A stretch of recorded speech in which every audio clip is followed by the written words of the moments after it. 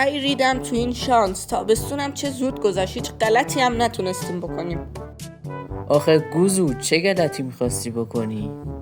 آمان سیامک راست میگه دیگه، چه کار میخواستی بکنی؟ گوزو شاشیدم دهنت. نشستم به در نگاه میکنم. شاشو زنگ خورد، بیایم بریم. خب برم بشینم تو کلاس. اسکل فوش گذاشته بودیم هر کی حرف بزنه. الان که خودت هم حرف زدی که من شامل نمیشم، باطل. وای نه، تو عجب کلاس آشغالی افتادم پسر. نگران نباش، هر 4 تامون تو کلاس آشغال افتادیم. ای یزیدا شما هم اینجایین؟ یزیدا همتون نشستین اون پشت منو این جلو تنها گذاشتین. بچه ها معلم اومد. برپا. سلام بچه‌ها، من معلم ریاضیتون هستم. بشینید لطفا. عجب شانس زیبایی، این هم از شانس ما. زنگ اولین روز سال معلم ریاضی. بچه‌ها کتابتون رو باز کنین که کلی از درس عقب موندیم. ببخشید آقا جسارت نباشه ولی هنوز کتابامونو ندادن. روز اول چطور از درس قبل و هنوز آقا تابلو نیاوردن رو چی میخواین درس بدین؟ رو حرف آقا معلم حرف نباشه، هرچی آقا معلم بگه همونه. آقا شما هر کاری دلتون میخواد بکنید، اون گاز زیاد میخوره. ای پاچه خور. خب بچه‌ها اینم از درس امروز.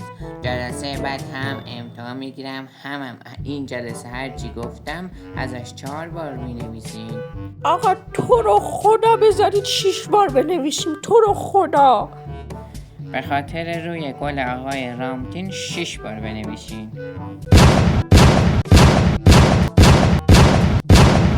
آقا دستتون درد نکنه واقعا. وای نه، زنگ تفریح. خب بچه ها من معلم دینیتون هستم. اما خدا کیه؟ خیر، برکت، دوستی، شفاعت، رفاقت، صداقت، صمیمیت.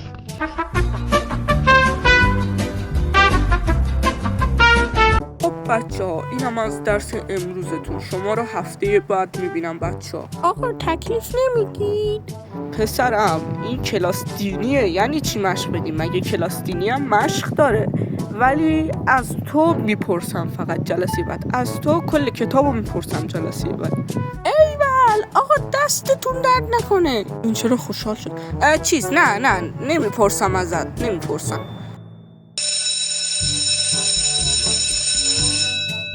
خب بچه ها زنگم خورد، میتونید برید. وای حاجی عجب معلم فهمیده و باشوری بود. وای حاجی راست میگی واقعا. بچه این خیلی معلم فهمیده و خوبی بود. به نظر من جای معلم ریاضی باید میذاشتنش، ولی من اصلا باش حال نکردم.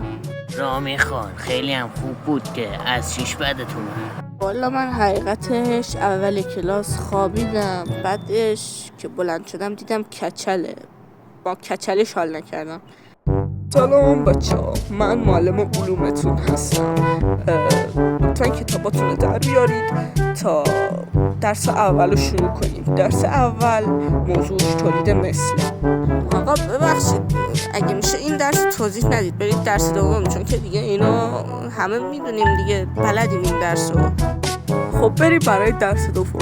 درس دوم تولید مثل 2. آقا اینم هممون بلدیم دیگه. ببین این درباره حیوانات، درباره انسان نیست، حیواناته. آقا اونو که من بهتر از همه بلدم. خب بچه ها همین درس 2 رو میگم، بریم برای درس بعدی. 2 hours later. بچه ها چرا این کلاس 2 ساعت گذشت؟ بقیه کلاس 1 ساعت بود که. ببین بابک جان، بالاخره تولید مثل مبحث پیچیده ایه و باید از اون یکی درس ها بیشتر توضیح داده میشد. هی شما بزنید به چاک، اینجا محل ماه. خب اگه نریم چه اتفاقی میافته؟ اگه نرید همینجا لهتون میکنیم.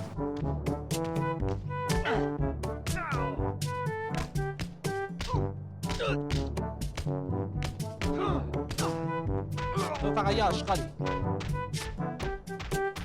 سامان بسته کشتیش.